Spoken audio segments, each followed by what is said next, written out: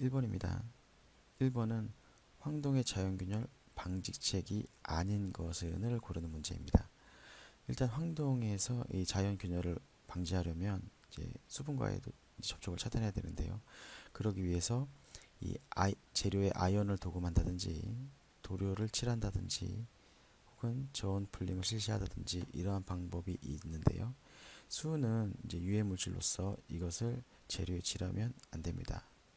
외부에 노출되면 인체에 치명적인 유해를 가하기 때문에 1번은 방지책이 아닙니다. 2번은 황동의 종류에 대한 문제입니다. 구리에 아연을 5에서 20%를 첨가한 재료다. 그리고 색깔이 아름답고 장식품에 많이 쓰인다. 이 재료는 우리가 톰백이라는 것을 기존에 많이 봤을 것입니다.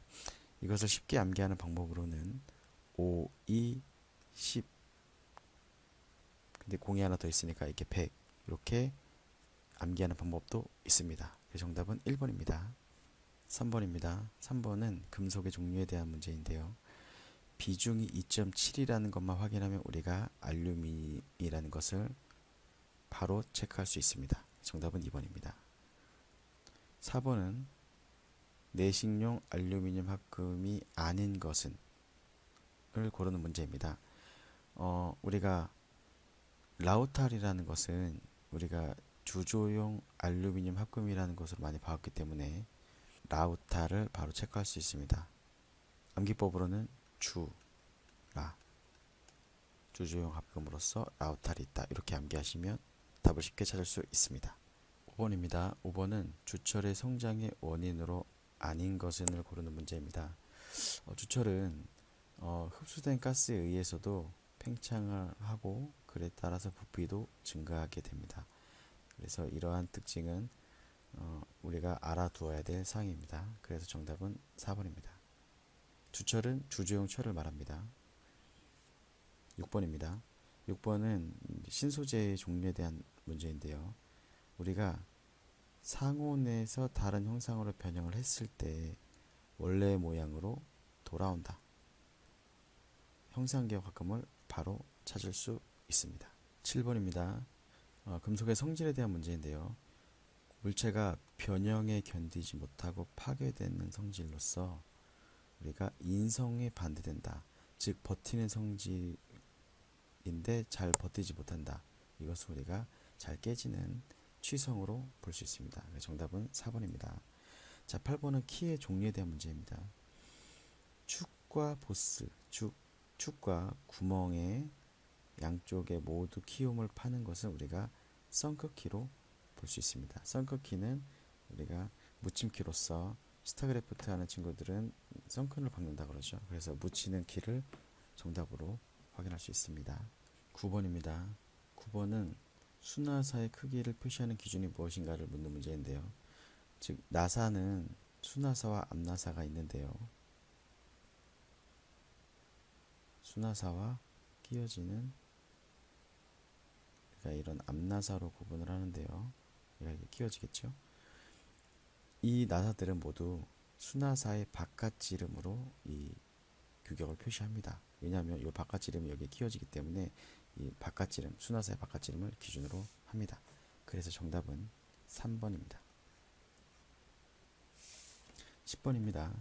10번은 이 스프링에서 소선의 지름을 묻는 문제입니다. 원통의 코일 스프링이 이렇게 꼬여져 있는 원통형 코일 스프링인데요. 이걸 크게 그려보면 이렇게 되겠죠.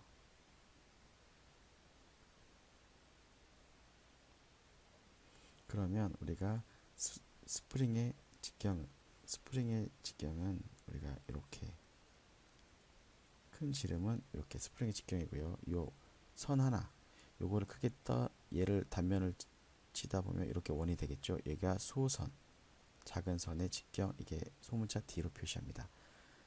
그래서 우리가 스프링 지수를 C라고 합니다. C는 우리가 D, 소선의 직경분의 큰 스프링의 직경 이렇게 나옵니다. 그래서 여기서 보면 스프링의 지수가 9고요. 그 다음에 소선의 직경은 모르니까 D, 여기에 180. 자, 이렇게 하면 얘가 위치 교환을 하면 얘는 20으로 우리가 확인할 수 있습니다. 그래서 정답은 3번입니다. 자, 11번은 축이음 설계지 고려사항으로서 틀린 것을 고르는 문제인데요. 축이음은 이렇게 축 요소가 있고 이러한 축과 축을 서로 이렇게 이어주는 요소인데요. 축은 회전하는 요소이기 때문에 비틀음각의 제한을 받아야 됩니다. 그래서 이거를 고려를 해야 돼서 얘는 틀린 표현이 되겠습니다. 정답은 3번입니다. 12번은 전달 토크 T를 구하는 문제입니다. 우리 전달 토크 T를 구하는 공식은 우리가 킬로와트로 주어졌을 때 974 곱하기 회전수분의 동력 킬로와트 단위. 근데 이 단위는 킬로그램 포스 미터입니다. 그러면 계산해 보면 974 곱하기 회전수는 200rpm이 되겠고요. 그 다음에 전달 마력은 30kW. 얘를 계산해 보면 146이 나옵니다. 근데 얘는 킬로그램 포스 단위이기 때문에 1kg 포스는 9.8N입니다. 왜냐하면 우리가 지금 뉴턴 미터 단위로 구하려고 하기 때문에 얘를 곱해주면 약 1430이 나옵니다. 그 정답은 4번이 되겠습니다. 13번입니다. 13번은 마찰차의 중심거리를 구하는 문제입니다. 우리가 중심거리는 C로 표현을 하는데요. C는 중심거리가 뭐냐면 원과 마찰차는 이제 붙어서 회전하는 요소인데요. 이렇게 회전할 때 얘도 이렇게 회전합니다. 이 중심 간 거리가 얼마냐 이걸 구하는 문제이기 때문에 이 지름과 이 지름을 더해서 나누기 2 하면 이 절반이 나오겠죠. 그래서 C는 2분의 D1 첫 번째 마찰차 더하기 두 번째 마찰차의 지름은 2분의 240 더하기 360 자, 그러면 600이 되겠고요. 나누기 2는 우리가 300.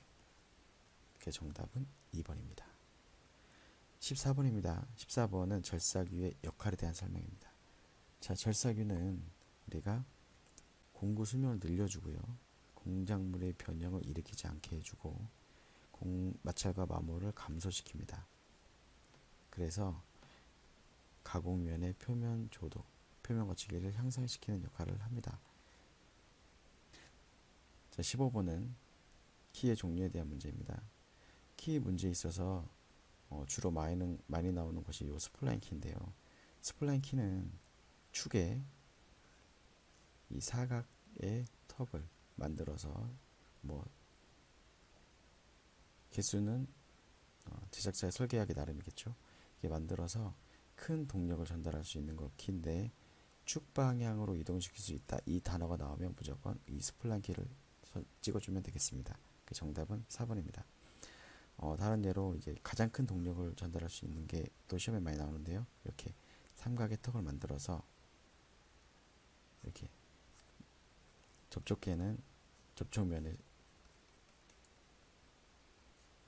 면적을 이렇게 늘린 것은 우리가 세레이션 키라고 배웠습니다. 16번입니다. 밀링 분할법의 종류에 대해서 묻는 문제인데요. 우리가 단식 분할법, 차동 분할법, 직접 분할법 이렇게 세 개의 분할법은 있으나 미분 분할법은 존재하지 않습니다. 자, 그래서 16번의 정답은 4번입니다.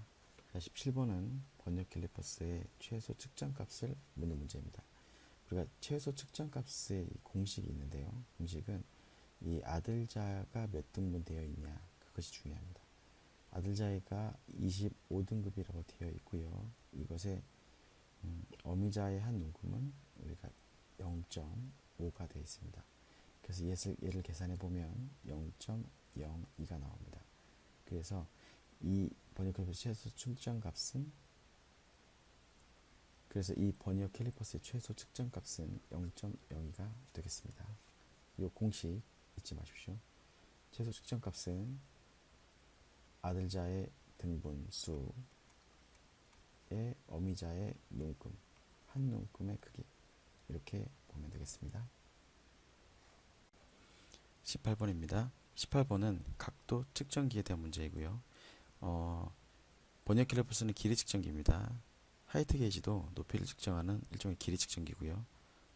옵티컬 플랫은 평면도를 측정합니다. 그래서 각도 측정할 수 있는 것은 오토콜리메이터로서 정답은 2번입니다. 19번입니다. 수나사를 가공하는 공구. 요거 자주 나오죠. 수나사는 다이스라는 거. 암나사는 탭. 자, 이렇게 생겨서 이걸 끼워서 얘를 어떠한 원통형판이 있으면 여기에다가 이걸 대고 뚫으면 돌리면 암나사가 이렇게 나아지는 거죠. 그래서 19번의 정답은 3번입니다. 20번입니다. 구성인선의 성장 과정. 자, 발성, 분탈. 이렇게 암기했죠. 발성, 분탈. 자, 이런 게 공작물이 이렇게 있을 때 공작물을 이렇게 바이트가 이렇게 깎아 나갑니다. 깎아 나갈 때 얘가 깎여 나가는데 접사칩이 나오는데 요 칩이 탈락되지 않고 발생을 했습니다. 요 칩이 붙어서 일단 발생을 시작했고 점점 커집니다. 그게 성장입니다.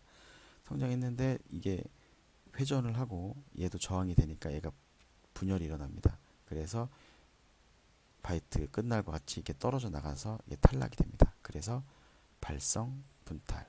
1번이 정답입니다. 21번. V벨트 전동의 특징에 대한 문제입니다. 자, V벨트는 이런 식으로 쐐기 모양이기 때문에 이러한 평벨트보다는 접촉 면적이 더 큽니다. 그래서 평벨트보다 더 잘 벗겨지지 않습니다. 그 정답은 1번입니다.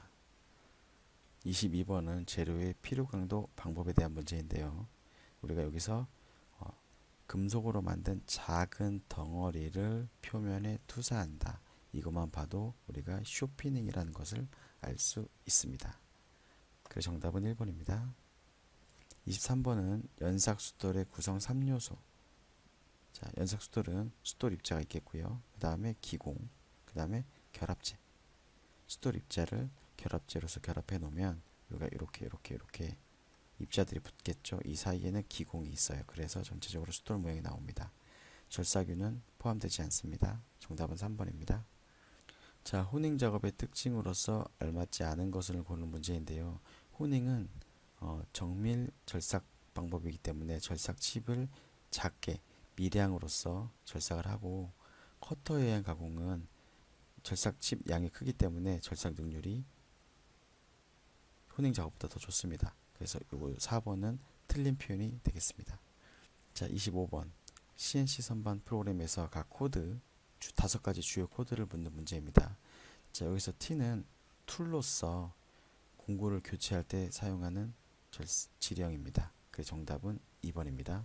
자, 26번은 KS 재료 기호 중에서 스프링강, 스프링 스틸. 그래서 SPS. 정답은 3번입니다. 27번입니다. 27번은 이제 파이프 기호에 대한 문제인데요. 파이프의 끝부분을 표시하는 그림 기호는 이와 같이 막혔을 때, 그 다음에 용접해서 캡으로 씌웠을 때, 그 다음에 나사 박을 때, 이렇게 방식이 있는데요. 이와 같은 방식은 없습니다. 그래서 정답은 3번입니다. 자, 28번은 기아공체에 대한 문제입니다. 기아공체 종류에는 우리가 모, 자, 위, 흔, 모양공차, 자세공차, 위치공차, 흔들림공차 있었는데요. 모양공차에는 진평진원, 선면이 있었고 자세공차에는 평직경, 즉 평행도, 직각도, 경사도. 얘는 평행도임으로써 자세공차에 속합니다. 그 정답은 2번이 틀렸습니다. 자, 29번입니다. 29번은 정투상법으로 표시할 때 일가법과 삼가법 방법에 대해서 묻는 문제입니다.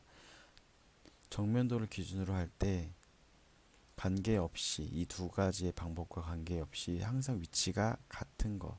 얘는 자, 정면도 일가법과 삼각법을 비교를 한다면 정면도는 똑같이 있습니다. 근데 삼각법은 우리가 KS에 쓰는 삼각법은 정면도 오른쪽에 우측면도가 있고요. 좌측면도가 여기 있습니다. 평면도 위에서 바라보는 평면도가 있고 아래에서 바라보는 저면도, 뒤에서 바라보는 배면도 위치는 여기입니다. 근데 일가법은 이 위치가 바뀝니다. 그래서 정면도 오른쪽에 좌측면도가 오고요. 좌측에 우측 면도가 옵니다. 위에서 바라보는 평면도는 여기로 가고 아래에서 바라보는 정면도가 여기 있고 뒤에서 바라보는 배면도 위치는 여기입니다. 정면도와 배면도, 여기 정면도와 배면도 위치가 같기 때문에 4번 배면도가 정답이 되겠습니다. 30번입니다.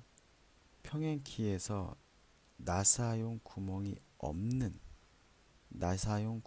없는 케이스 기호인데요. 나사 구멍이 없을 때는 P를 씁니다. 다시 나사 구멍이 있는 것은 PS를 씁니다. 그래서 정답은 1번입니다. 31번 선의 종류에 대한 문제입니다. 가공 전이나 후의 모양을 나타내는 것은 가상선인데 이 가상선은 가는 2점 세선으로 나타내 줍니다. 이렇게. 그래서 정답은 1번입니다. 32번은 스케치 방법에 대한 문제입니다. 물체를 기름이나 광명단을 칠한 후에 그리고 종이 위에다가 꾹 눌러서 모양을 뜨는 것으로서 이것은 우리가 프린트법이라고 볼 수 있습니다. 그 정답은 4번입니다. 33번입니다. 데이텀이 필요로 하지 않는 기하공차. 데이텀은 어떤 이 기하학적 형상을 잴 때 우리가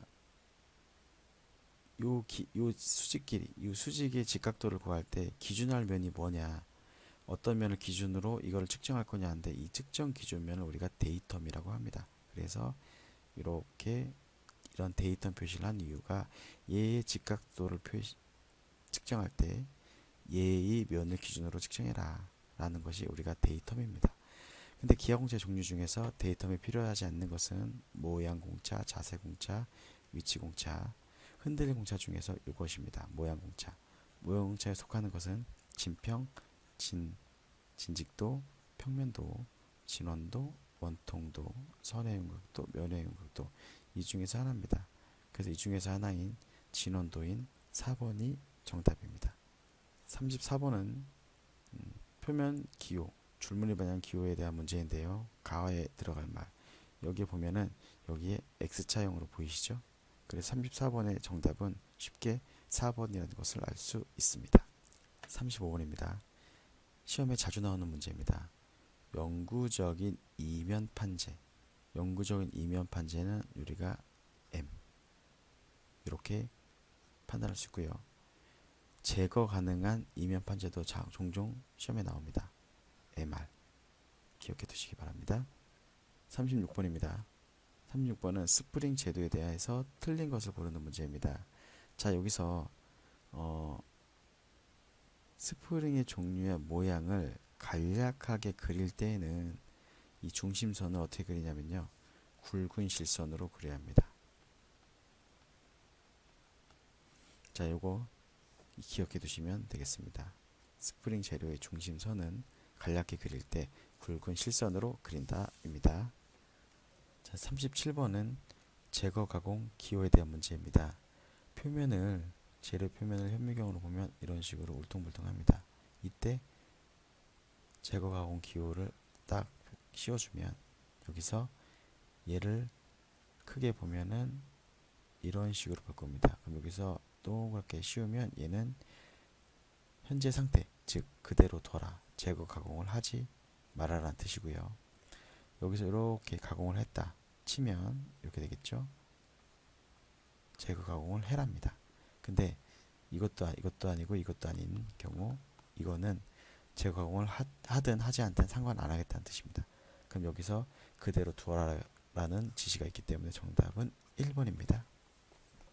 38번은 표면의 결 지시 기호에 대한 문제고요.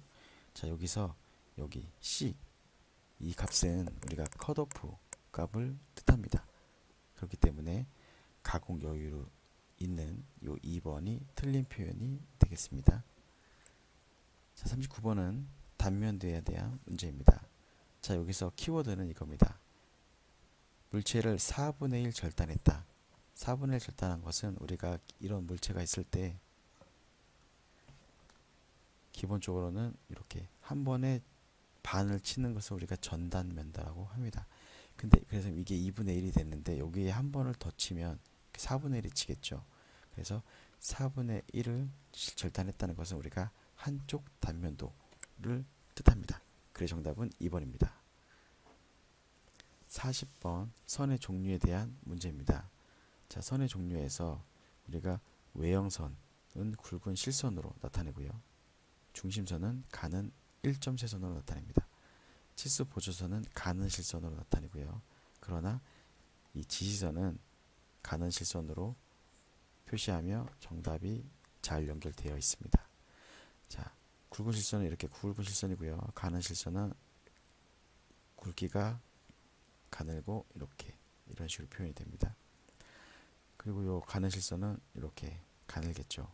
근데 이 정도는 우리가 0.5로 일반적으로는 부여를 하고요. 여기 가는 실선은 보통 0.25 혹은 0.18 이런 식으로 이 도면에 맞게 부여를 하시면 되겠습니다. 자, 41번은 단면도에 대한 문제입니다. 이 도면에서 표시된 단면도가 무엇인지 찾는 문제인데요. 이 부분, 얘는 회전도시 단면도가 되겠습니다. 이 리브를 회전시켰을 때 이런 모양이다 를 나타낸 거고요. 이 부분은 부분을 이렇게 단면을 쳤습니다. 그래서 부분 단면도가 되겠습니다. 그 다음에 얘는 절단면인데 얘는 외부에서 바라본 모양입니다. 그래서 어떻게 보면 이렇게 단면을 끊어냈다 라고 보시면 되겠습니다. 자, 그래서 얘는 한쪽 단면도 4분의 1을 친 한쪽 단면도가 되겠습니다. 자, 그래서 정답은 2번입니다. 자, 42번입니다. 기하공차의 종류와 기호를 바르게 나타내는 것을 묻는 문제인데요. 보통 한 회에 기하공차 문제가 한 3문제 정도 나오는 것 같습니다. 자, 얘는 우리가 원통도겠죠. 자, 얘는 위치도, 얘는 진원도, 얘는 직각도 맞습니다. 그래서 정답은 4번입니다. 43번입니다. 43번은 이 정면도, 평면도, 측면을 하나의 투성면 위에 동시에 볼 수 있는 이 투상도가 무엇이냐를 묻는 문제인데요. 우리가 등각 투상도를 우리가 이런 식으로 양쪽에 30도씩을 벌려서 이게 표시를 하면 우리가 정면도, 평면도, 우측면도를 다 볼 수 있는 투상도를 만들 수 있습니다. 그래서 정답은 3번입니다. 자, 44번입니다. 스프로켓 휠의 도시 방법으로서 알맞지 않은 것을 묻는 문제입니다. 자, 스프로켓 휠은 체인이 서로 연결돼서 이렇게 감아 돌아갈 때 여기 요 회전하는 부분, 이 요소를 우리가 스프로켓 휠이라고 합니다. 이 스프로켓 휠을 우리가 축이 이렇게 연결되면 이게 서로 이렇게 연결될 겁니다. 이 방향이 축방향인데 그래서 반대 부분 축의 직각인 방향, 이 방향에서 바라보았을 때 우리가 단면을 도시할 때는 우리가 굵은 실선으로 해줍니다. 그래서 틀린 표현인 정답은 2번이 되겠습니다. 45번입니다. 45번은 나사에 표시하는 선에 대해서 틀린 것을 묻는 문제인데요. 자, 여기서 2번 수나사와 앞나사의 고를 표시하는 선은 모두 우리가 가는 실선으로 해줍니다. 이것은 암기할 사항입니다. 자, 46번은 배관도, 즉 유체가 흐르는 이 관로인데 이 배관도의 치수기 요령으로서 틀린 것을 고르는 문제입니다. 자, 이 배관도에서 중요한 장치들이 있습니다. 이것은 우리가 복선으로 도면에 표시를 해야 됩니다. 그래서 정답은 3번, 이것이 틀렸습니다. 47번입니다. 스퍼기어를 축방향으로 단면 투상할 경우의 도시 방법. 자, 여기서 이 뿌리원은요 가는 실선으로 그려야 됩니다.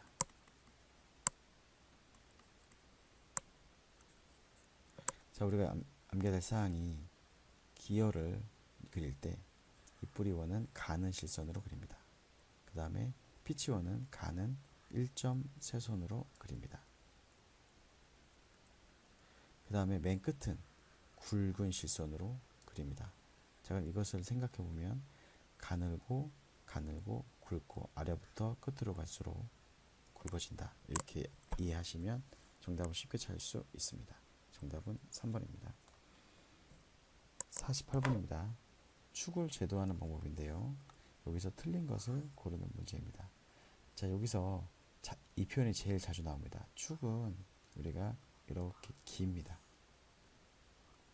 축은 길기 때문에 이것을 길이 방향, 즉 이 방향인데 이 방향으로 절단을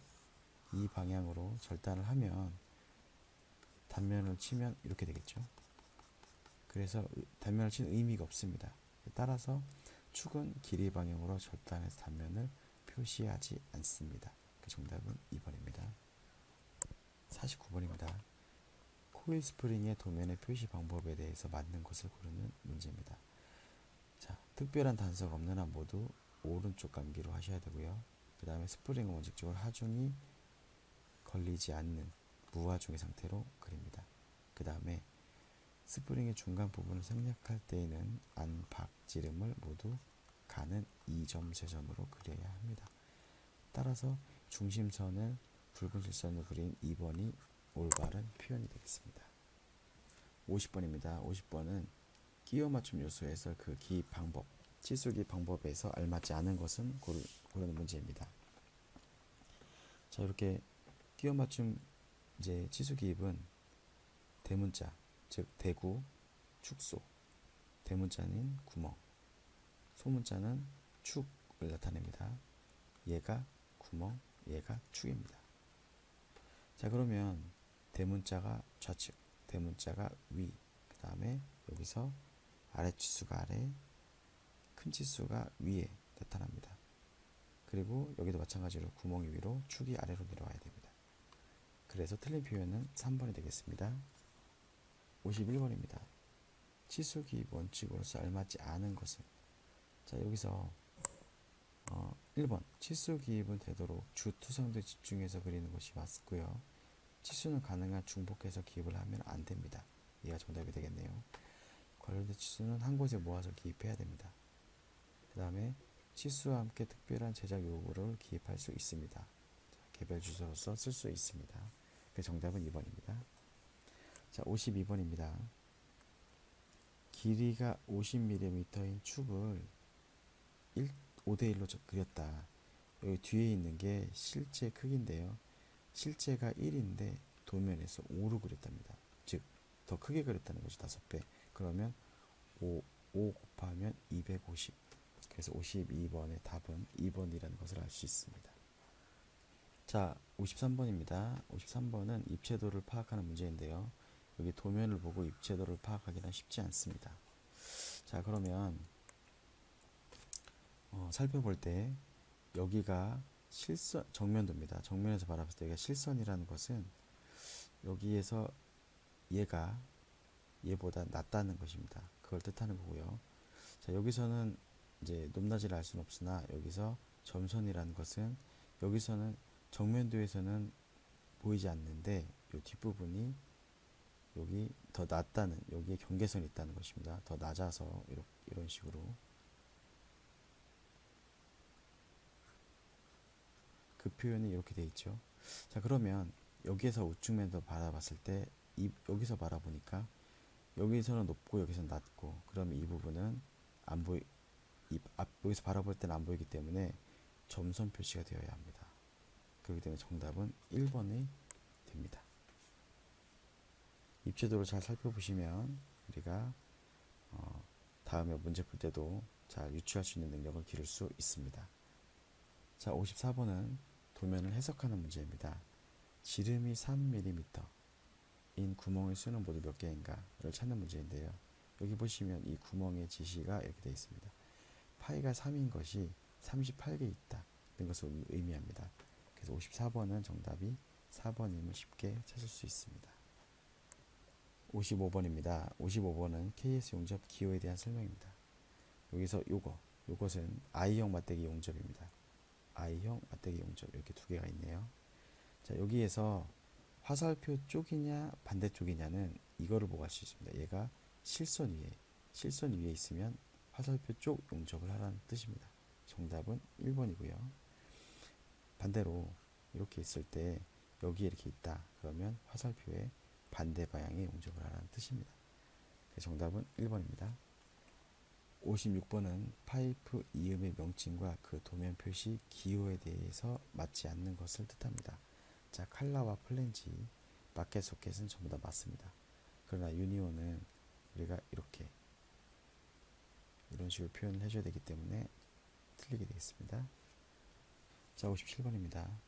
테이퍼핀, 테이퍼집, 즉 경사가 진 핀의 호칭 지름을 표시하는 것인데 이것은 무조건 작은 쪽의 지름을 표시하게 됩니다. 정답은 2번입니다. 자, 58번은 좌표 입력법에 대한 질문입니다. 자, 이것은 우리가 이제 기준점에 대해서 절대적으로 표시를 하냐, 그 마지막 점을 기준으로서 거리를 놓고 측정을 하냐, 그 다음에 마지막 점을 기준으로 거리를 측정하고 그 다음에 각도를 주는 방법이냐, 이 방법이고, 이 방법은 주로 사용되지 않고요. 자, 이 중에서 거리와 각도를 표시한 3번이 정답이 되겠습니다. 59번은 컴퓨터 입력 장치에 대한 문제입니다. 자, 여기서 광전자의 센서가 되어 있고 스크린에 접촉해서 어떤 좌표를 입력한다. 우린 여기서 라이트 펜이라는 것을 알 수 있습니다. 60번입니다. 60번은 이제 3차원 모델링에 대한 문제인데요. 모델링에는 솔리드, 서피스, 와이어프레임 모델링 이렇게 세 가지가 있습니다. 자, 이 중에서 서피스 모델링에 대한 건데요. 서피스 모델링은 우리가 면을 표현하기 때문에 단면도의 작성이 가능합니다. 단면도의 작성이 불가능한 것은 와이어프레임 모델링입니다. 손으로만 만들었기 때문에 단면도의 작성이 어려운 겁니다. 자, 이상으로 60문제에 대한 해설을 마치겠습니다. 수고하셨습니다.